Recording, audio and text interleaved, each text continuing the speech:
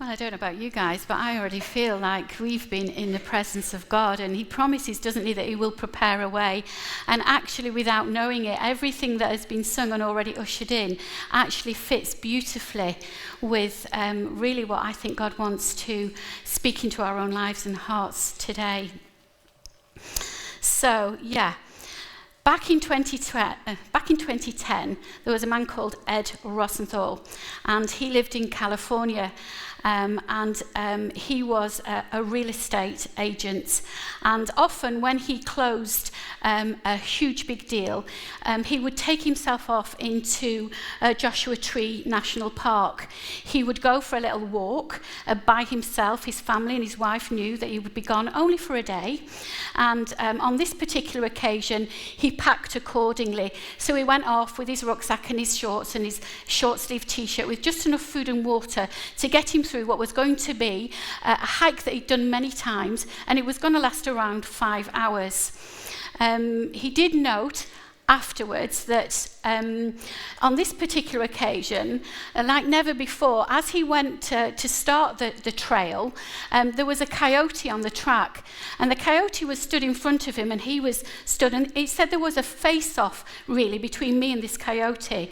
And he said what I should have done at the time was kind of think, this is unusual, and maybe there is something here that I need to heed. But eventually the coyote clearly got fed up of staring at him, and off he went, and Ed went on his way. At some point during this 5-hour hike, he lost his way. It was very unusual, but he went off track. And what that resulted in him was in him being lost in this desert wilderness. He tried everything that he could to get back onto a path that was familiar to him, and realized that the more that he tried to get onto this path of familiarity, actually the further away he got from his intended route. And 6 days he ended up actually being lost. He ran out of water at the end of the first day, and he ran out of food. He was in a desperate place, and on one occasion he said that this place that he was in, it was so barren, it was so hot. There were record highs in California at that time, and he had done everything he could to survive, but was just about to give up. He said that he actually prayed for rain, and thought it was absolutely bizarre, really. It was probably a pointless prayer, because there was no way that it was going to rain. However, almost miraculously, there was some rain, and he's recorded as having said, I lay there on the ground, I had nothing to gather this water up in, and he said, but I did the best I could to saturate myself and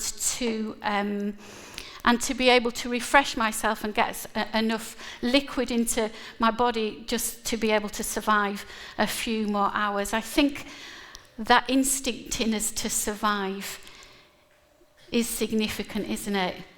And I guess that until we're put in extreme situations and circumstances, I guess none of us really know what we've got to draw on. At one particular point, because he felt he was so near death, he took his pencil out of his rucksack, and the only thing he knew he could write on, and it was this cap.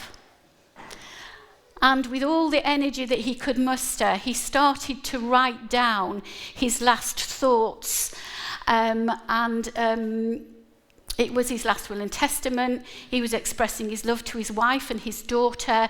And he was finding enough space on the cap. I don't think he had a particularly big head, but it must have been quite a big hat, because he even records that he put down the names of the pallbearers that he wanted to have at his funeral. Obviously, because I'm telling you this story, he did get rescued. It wasn't part of the natural rescue. It was quite an unusual way in which he was rescued, and he survived to tell the tale. So I was fascinated when I read about him, and actually thought that might quite quite a good way, really, of us actually... I'm going to take a drink. There we go, that's better. It might be a very good way of ushering us into this psalm that Jamie asked me to talk about. I'm not here to preach, I'm just here to talk with friends. So we'll get that one out of the way. But this psalm is Psalm 63. It's a psalm of David, and it says, when he was in the desert of Judah. So, I've got my pad here. It's just a few notes. So I thought, well, who is David? So who was he? So very briefly, just to give us an idea of who David was, he was the youngest son of 7 brothers. And he was anointed in his childhood or in his early years by the prophet Samuel to become king. And he was a shepherd, so he was used to being out in the wild. And this guy, David, was the one who many of you will remember as becoming a hero because he slayed Goliath, this Philistine warrior that all these accomplished soldiers were petrified of. David was the one who went and took his sling and took him out. He was an accomplished musician. So I guess he had lots of time as a child to practice playing his instruments. And because he was an accomplished musician, he was called into King Saul's court and was asked to play for him. And it was there that he became friends of Jonathan, really good friends of Jonathan, who was Saul's son, and actually was probably the rightful heir to the throne that David knew at some point he was going to sit in and sit upon. So he became a very skilled warrior. And because he became a skilled warrior, Saul got jealous of him. Jealousy is a terrible thing, isn't it? It is so destructive. But Saul got jealous of David. The more David rose to prominence, the more jealous Saul got of him. And that resulted in Saul being so fixated on getting rid of David that he sent out a call that David had to be killed. And David obviously had to flee for his life. I think most importantly in all this description of David was that David knew God. He didn't just know about him, he knew him. And because he knew him, even though he was a man of many, many flaws, he was able, in fact, that relationship with God, we could say, was the axis on which his whole life pivoted around. Because he knew him, in all his life experiences, God was going to be the springboard, his measure, his point at which he would always use and be able to really to sustain him and to live out of that relationship. This Psalm 63, there's two potential times in which he could have written this. Both times he was on run for his life. The first time was, as I've just described, when King Saul had ordered that he must be murdered, and David found himself having to run for his life. He was a fugitive. He needed to escape from everything that he knew and to take himself out into this place, the Judean desert, this wilderness place. Yeah, there's some images here. It was desert-like. It was quite barren. There was no way, really, that there was any way to really be able to sustain life in that place. So he would hide out in caves and try and gain what sustenance he could wherever he could. So that was the first option, that he was there, he was fleeing for his life, he was a fugitive because Saul had decided that he needed to get him off the scene. But that wasn't the only time that David was a fugitive was on the run for his life. The second possibility when he wrote this psalm was that he was much later on in his life when he had actually become king, and he was a father of many children, and he had a son called Absalom, and he loved Absalom. I don't doubt that he loved all his children, but he had what was widely known to be a special relationship with this particular son. We're told that he was the most like him, not just in appearance, but in his whole way of being. So we could say really that David had a soft spot for this particular son, Absalom. David made some really poor parenting decisions, and Absalom was really very angry at his father for making some of the decisions that he did. And his resentment towards his father grew to such an extent that he took it upon himself to get rid of his father. So the first time that this psalm could have possibly been written by David was when he was fleeing for his life under threat of being taken out by the king, and the second probably even worse time in his life when he was fleeing knowing that his own son had taken it upon himself to kill his father. He had ignored advice from those people that he'd been given permission to speak into his life.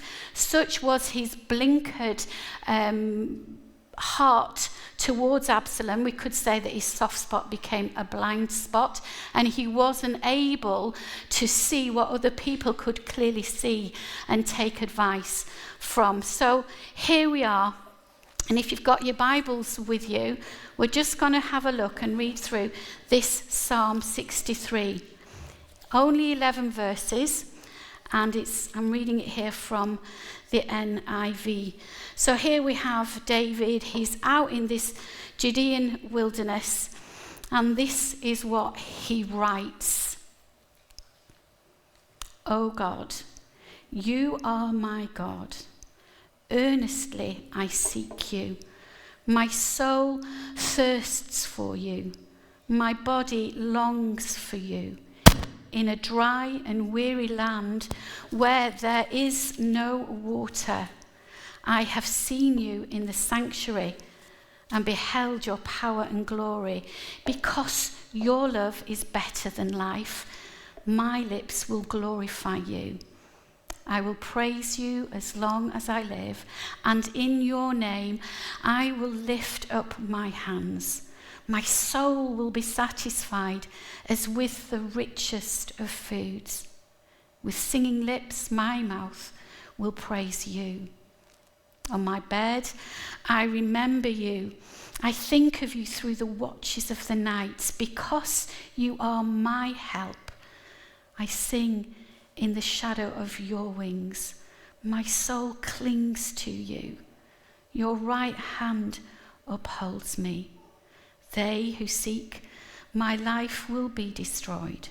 They will go down to the depths of the earth. They will be given over to the sword and become food for jackals. But the king will rejoice in God. All who swear by God's name will praise him, while the mouths of liars will be silenced. I was thinking, how was David able, to write such beautiful words when he was in such a desperate place?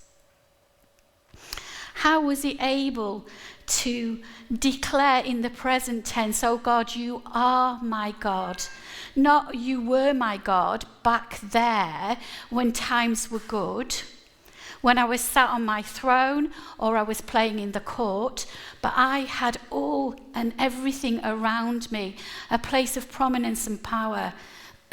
He didn't draw on what was, he declared what is, and he said, you are my God. Earnestly I seek you. That earnest, that fact that he was determined in his heart, even in that situation, to still seek and find God. I don't know what you guys are like. but I get quite frustrated when I lose something. I'm quite an organised person, and there's a place for everything and everything in its place.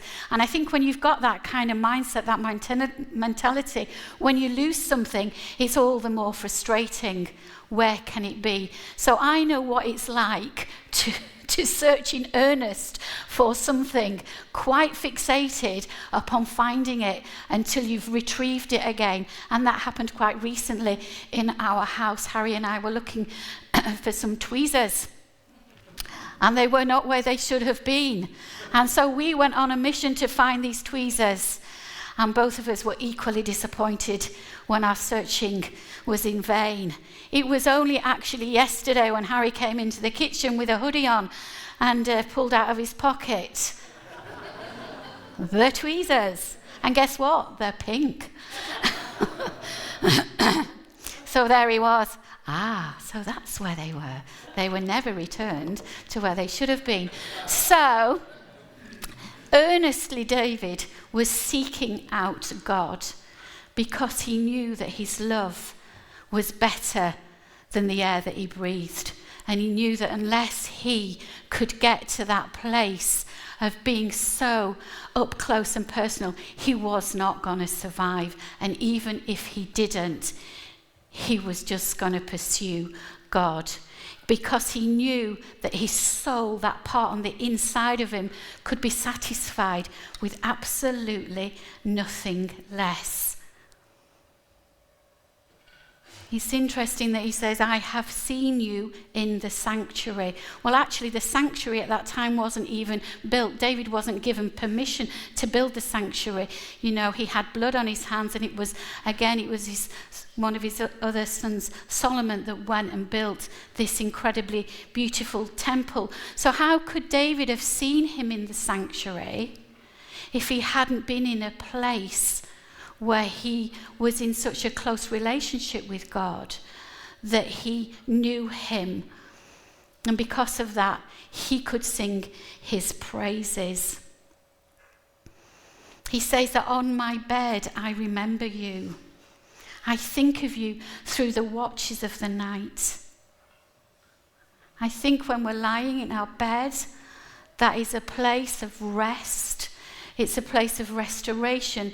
It's a place where you are at your most vulnerable, and you're just in such a place of rest, really, that for David to be able to say, in my bed, from my bed, I remember you. I think he could speak like that out of a place of intimacy and knowing. And this wasn't some young boy, you know, a love-struck teenager that hadn't seen his girlfriend on the bus for 2 days and was saying, oh, be still my heart. I'm thinking about you. Here I am lying on my bed, and every thought that I have is about you. This was a warrior. He was a man who was strong. He was a leader of people. You know, he was not afraid to cry out from the depths of his heart and to lay his soul bare before this God who he had an intimate relationship with. He knew that only God could really, what he says, fill his soul. And if I don't cling to you, then what else is there? Parents of small children, we know, don't we, what it's like when our children cling to us and we're dragging them around the kitchen, you know, trying to get on, and they're hanging on there for dear life. One of my daughters in particularly used to assume that position, and her determination to cling on was far greater than my ability to gently remove her as I moved around. Nope, she was there for the long haul. So the definition of clinging on is something that most of us will have experienced, either when we've held on to something tightly ourselves, or we've had somebody, often a small child. And again, the analogy shouldn't be lost on us of that child clinging on for dear life to that place of security.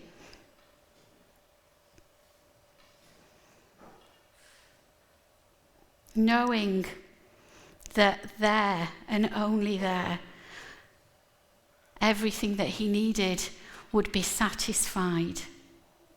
And then, as he goes on from verses 9 to 11, just to say, those who speak my life will be destroyed. They will go down to the depths of the earth. They'll be given over to the sword and become food for jackals. But the king will rejoice in God. All who swear by God's name will praise him, while the mouths of liars will be silenced. I believe that when David wrote those words as he was finishing this short psalm, he was saying those words from a quiet resolve. I don't think he came out of that place of intimacy saying that on my bed and in the watches of night, you're the one my soul clings to, and then all of a sudden jumps up and says, and I'm going to curse my enemies, and I speak death over. I don't think that was his heart at all, because I think that he knew that ultimately God would sort out everything else. Otherwise, he would have been this Jekyll and Hyde character, wouldn't he? He would have been able to switch from one set of emotions to the other with no gap in between.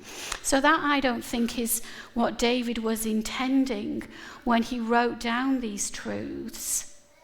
I think he knew that God would ultimately deal with the circumstances and the situations and the people that had caused him to have to flee for his very life.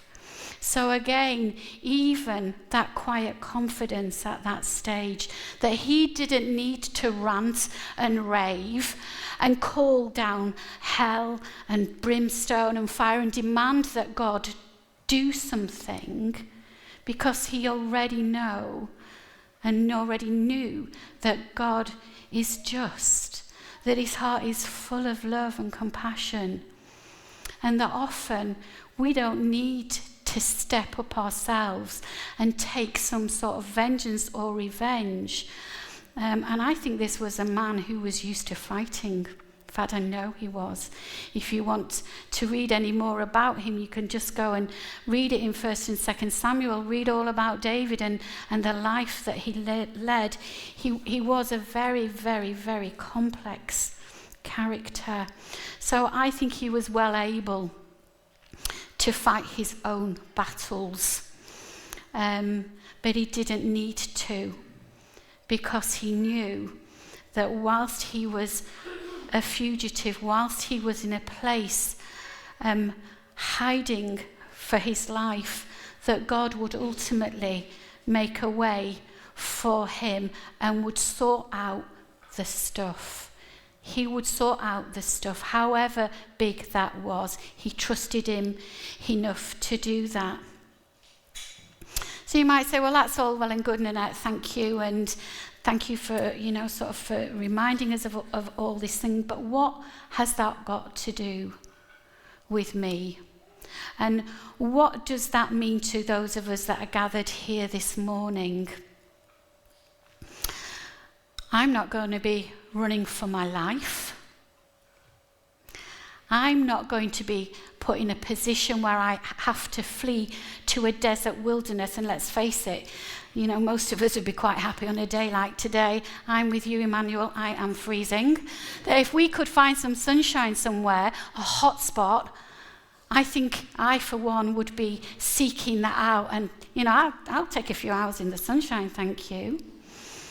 But actually, what I would like to do is pay respect and homage to actually our Iranian brothers that are sat here this morning. Because actually, whilst that might not be our reality, we do have men amongst us who have had to stand up and flee and to become fugitives as they have left their homelands and everything that they held dear and knew, and escape in fear quite often for their very lives. So I do pay homage and recognize and acknowledge that that actually is your experience and your reality. But for the rest of us that might not have been forced into quite such extreme positions, how does that affect us? Well, I would like to suggest that our wilderness times are the same but different. We know, because of what Jesus himself spoke when he said that in this life you will have troubles. You are going to come across situations and circumstances that are going to want to take you out.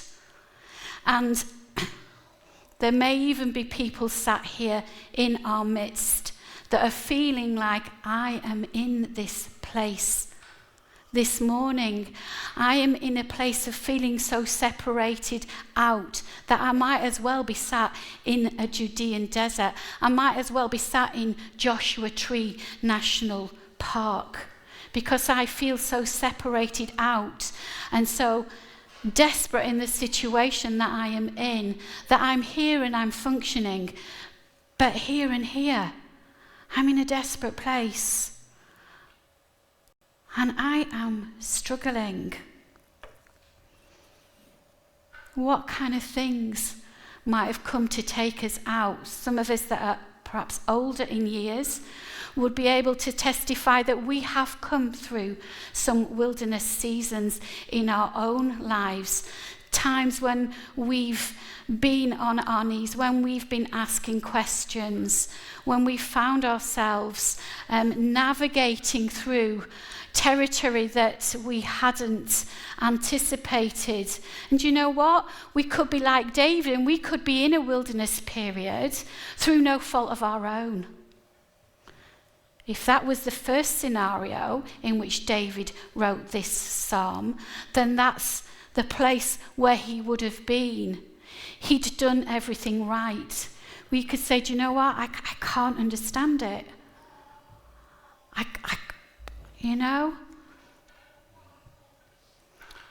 I was one of the best employees that they had, but still I got fired.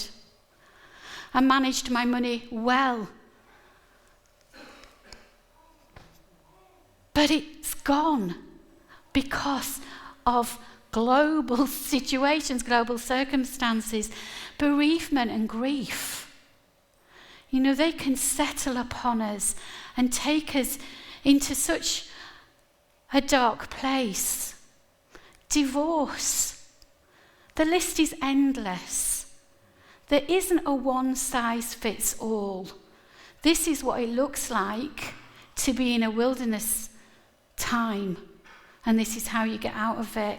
So I think we need to be very, very aware that there are many reasons why we can find ourselves in a desert place. And whether or not you are in one of those at the moment, how do we prepare? If you're there at the moment, you might say, well, do you know what, Nanette, I'm reading that psalm, and actually if you give me a pencil now, that is not what I am going to be writing down. That is not what is coming out of the overflow of my heart at the moment. And you know what? I want to say to you this morning that that's okay. That is okay. Because God is big enough and understands you sufficiently well enough to say, just get it all down on paper. Just write it all out and then bring it to me. Let me in, and then we'll work through it. So don't be in any way thinking, boom, I'm in the wilderness period, boom, I can't write that. I'm not even sure I can feel that. God says, come, doesn't he? Come to me. Come and let's get up close and personal. Let me in. Let me speak into your situation and help you get through this time of wilderness. And even, even if you are there because of something you may have contributed to, like David did, if in fact this was the time in his life when his son was out to get him. He knew he'd made bad decisions. He knew he had made mistakes. And you could say that he had contributed somewhat to his own demise in that circumstance. But it didn't matter. It doesn't matter what has caused you or I to be in our desert place, in our wilderness time. Still, God wants to come and meet us where we're at and to help us. And for those of us, maybe the younger ones here that really can't relate to any of this, because actually, yes, tough comes and life's a bit tough, but I can't ever really relate to being in a prolonged period of being so down and so separated out that this really has any effect on me at the moment. Well, what I would like to encourage you to do is to prepare well. Because if you prepare well and seek God earnestly, put him right at the very centre of your life, so that like David, that is the axis on which your life twists and turns and moves, then you are going to be far more able when the wilderness time comes, not if. Because I'm in the habit of speaking life and blessing, but the reality is that very few of us will ever navigate through our life without experiencing wilderness times. Some of us more than once. And so we need to prepare well, to push in to that place of intimacy with Jesus, because without him, there is very little chance of surviving well. And by that I mean that you could potentially be so affected by your journey through your wilderness period that it will have such an effect on how you think and how you see and how you talk, that whilst you might be out of it, you will still be dragging it around with you. But you know what the good news is? Even if that is how you feel today, I'm here, I'm out of this, but I'm not feeling it because it's here, and it's, it's just like this shadow and it's this cloud, and I'm walking under it, and I'm trying, but I can't. You know what? You can be free of it because Jesus has come to set the captives free. And if you still feel somewhat tied into a dark time in your life, that is not what God wants for you. That is not his best. He wants you to live free and separated out and in a place of peace and joy. And they are not flippant words that just roll off the tongue. They are words that I have taken and lived through and know through experience that it is possible, regardless of how you find yourself in those situations, those wilderness times, it is possible to come through them and to come out and to still be in a place of intimacy with Jesus. I shared a few weeks ago at Eden that often, we look at people that we perceive to have this really cool relationship with God. But it's okay for them because they just are so close to Jesus. And what we do when we think like that is we think, well, because that's up to God, he must have chosen them and called them close. But actually, God doesn't have soft spots. And he certainly doesn't have blind spots. So, if you are looking around and seeing people that you think are in that place of intimacy with Jesus, I would suggest that actually it's because they have earnestly sought and desired to get up close and personal with him. Because God desires to have a close relationship with each and every single one of us. I believe that with all my heart. And just going to come to a close now. I actually have no idea how long I've been speaking. Sorry. Anyway, yes. So just as we sort of bring this kind of like talk to its end, when Jamie gave me this psalm, and he titled it "We Want You," I thought, well, what better place could we be in for each one of us now to actually, even now, just be speaking that out from wherever we find ourselves. We want you. And I was reminded as I was playing over these words in my mind of a quote that I read, and I've got lots of papers and lots of quotes and all sorts of things, and I found it, and it was this quote here, and it says, "If you want a deeper intimacy, choose to pursue him. He chose and pursued you." And that was by a quote by John Bevere. So that would suggest that all we need to do is pursue him. It really is not difficult. And it's not difficult because God doesn't hide himself away. He doesn't play some sort of supernatural divine hide and seek. And when we get so far, he thinks, "Oh, I'm just gonna move over here. I'm ready." He just says, "Coming ready or not." He says, "Coming ready or not." Because he's pursuing us far more than we could ever really pursue him. He loves us. He's made a way for us. You know, one of the books, I think it was last year, we generally don't, we as a church, we get book recommendations through the summer.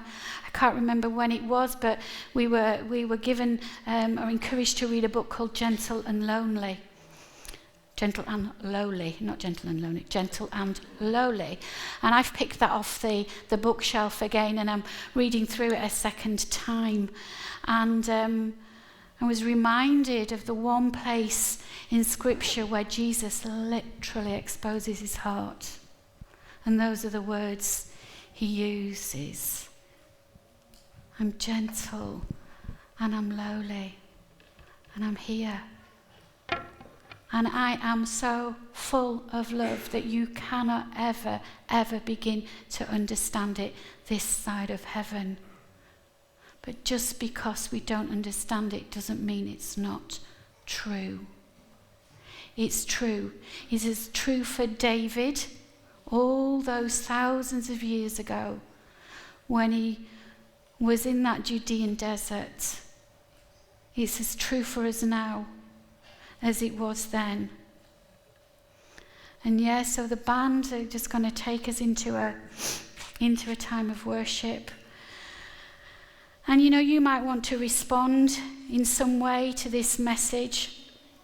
The prayer ministry team are going to be here, as always, and available to listen and to pray. It might just be that as we're going through this time of worship, the Lord is just loving on you. He's speaking truth into your heart and into your life. But one thing I do know, without a shadow of the doubt, is that whenever we find ourselves in desperate times, regardless of the circumstances, that you are not alone. You can't be alone. And if you don't even know Jesus today, you might be thinking, well, he sounds like a really cool guy, this Jesus. And I might like to get to know him a little bit more.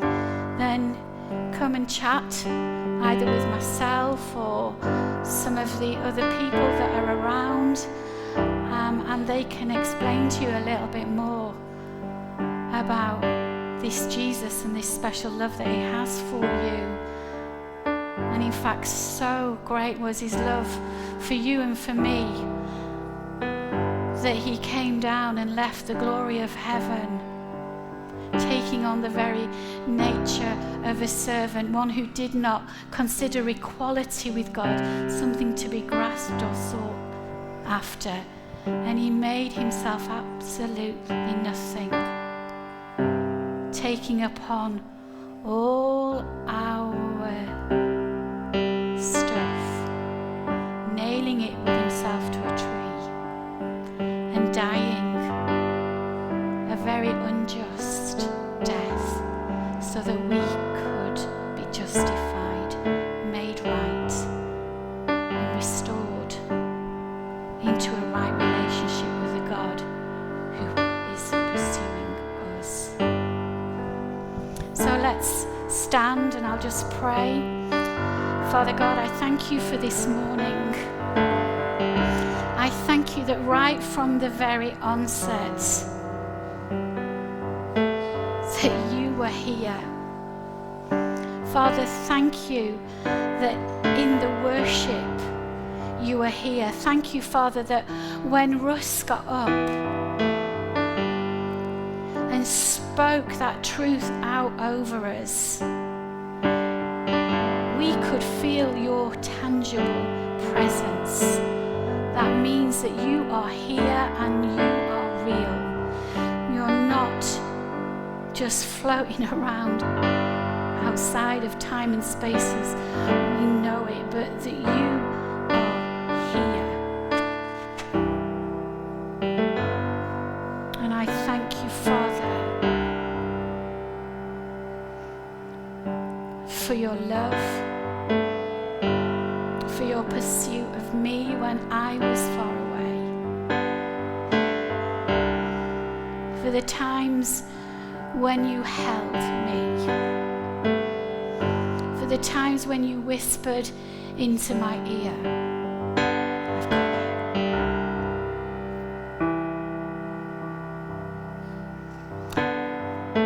for restoring my soul, for setting my feet on solid ground, and for helping me to become who you intended me to be. And I know in my knower that is so many people's reality here, and that you want it to be the reality of everyone else who does not. So Father, thank you as we go into this time of worship.